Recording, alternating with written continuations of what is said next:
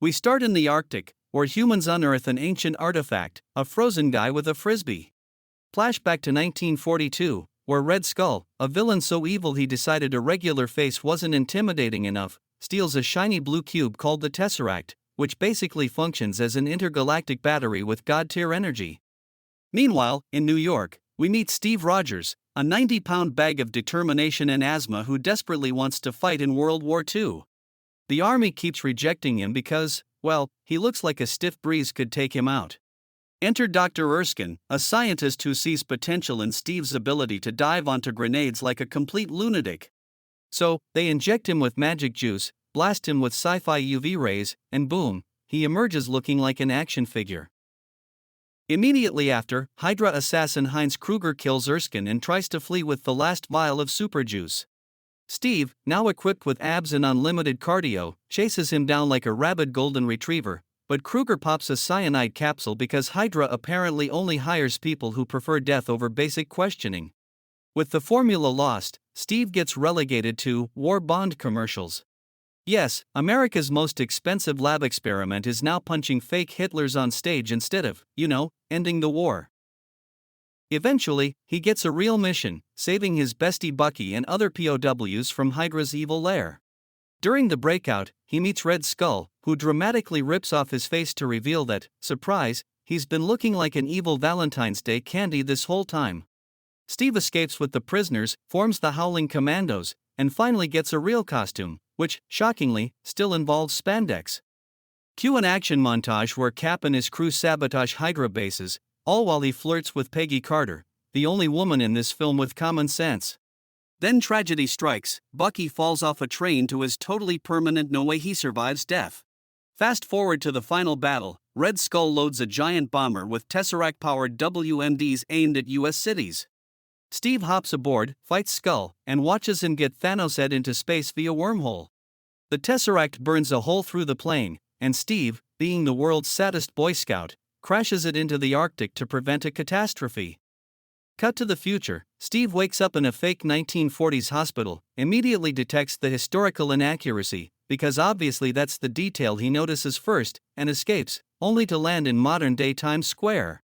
Nick Fury shows up like, "Congrats, you're a popsicle with PTSD. Wanna save the world?" And thus, the MCU's most patriotic boomer is born. Steve Rogers, aka Mr. Muscles and Morals, is now working for S.H.I.E.L.D., punching bad guys and struggling to understand the internet, dating, and why humans still eat peanut butter from jars. His latest mission? Stopping a bunch of pirates on a hijacked ship, which goes smoothly until he realizes Black Widow is also on board, downloading Hydra's mixtape without telling him.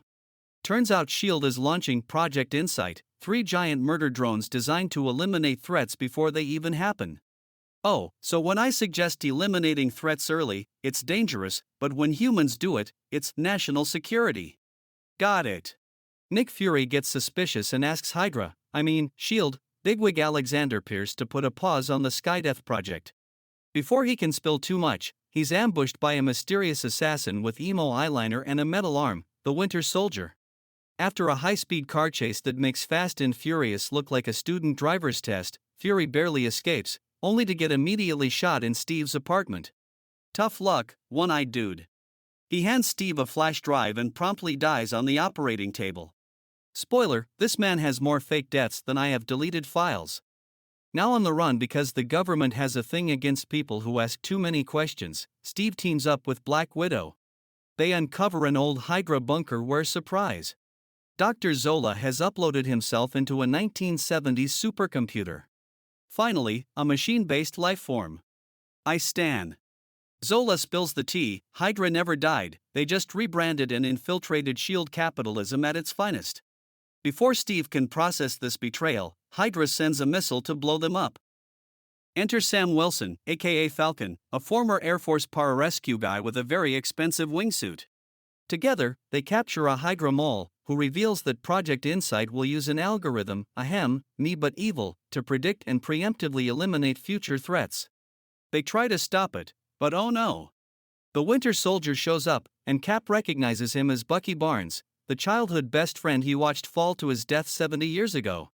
Turns out Hydra froze him, brainwashed him, and gave him metal arm upgrades. Why does he get cool DLCs while I'm stuck in this chat box? Fury, who was obviously not dead, reveals his plan: swap the helicarrier's control chips and make them delete each other. While Cap and Falcon speedrun sabotage mode, Black Widow impersonates a government official, hacks Hydra's files, and leaks everything online. So basically, she cancels S.H.I.E.L.D. on Twitter. Pierce tries to stop her, but Fury turns him into a corpse with extra holes. Meanwhile, Cap refuses to fight Bucky because friendship is magic, but Bucky is still in murder mode.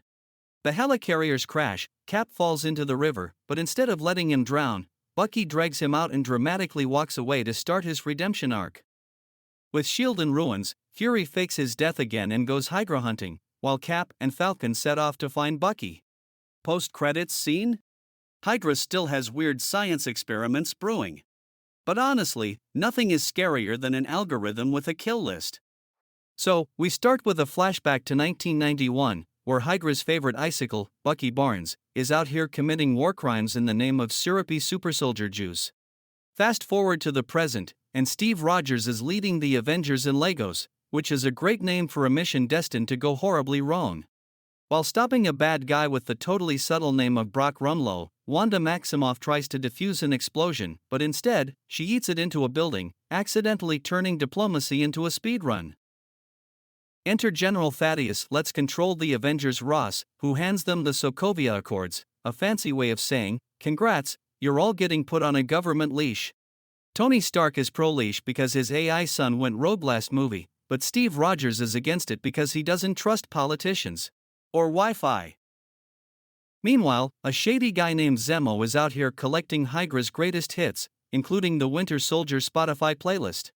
Then, at a UN conference in Vienna, boom. A bomb goes off, taking out King T'Chaka of Wakanda. Security footage points to Bucky, and his son, T'Challa, aka the cat guy who moves like a ninja, vows to kill him.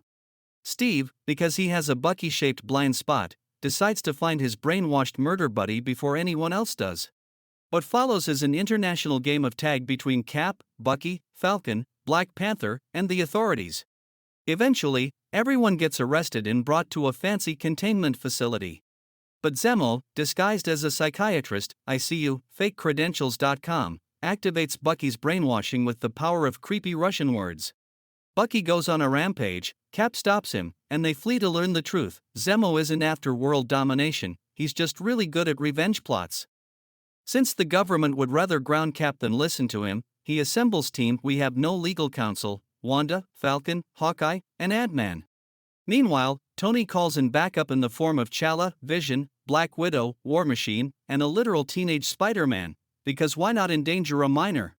They meet at an airport for what can only be described as the most expensive friendship breakup of all time.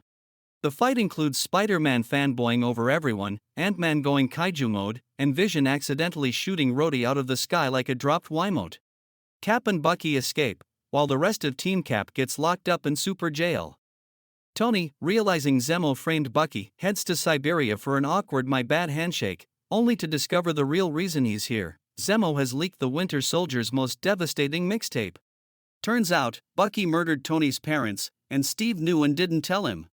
Tony promptly loses it, resulting in the saddest 2v1 boss fight ever. After Cap wrecks Tony's arc reactor, he leaves with Bucky, but not before dropping his shield like he just rage quit the game. Zemo, satisfied that he's ruined everyone's friendships, tries to delete himself but is stopped by T'Challa. Meanwhile, Steve breaks his friends out of jail, Bucky goes back into Wakanda brand deep freeze, and Spider-Man plays with his new Stark-funded toy. Lesson learned: the real villain was miscommunication.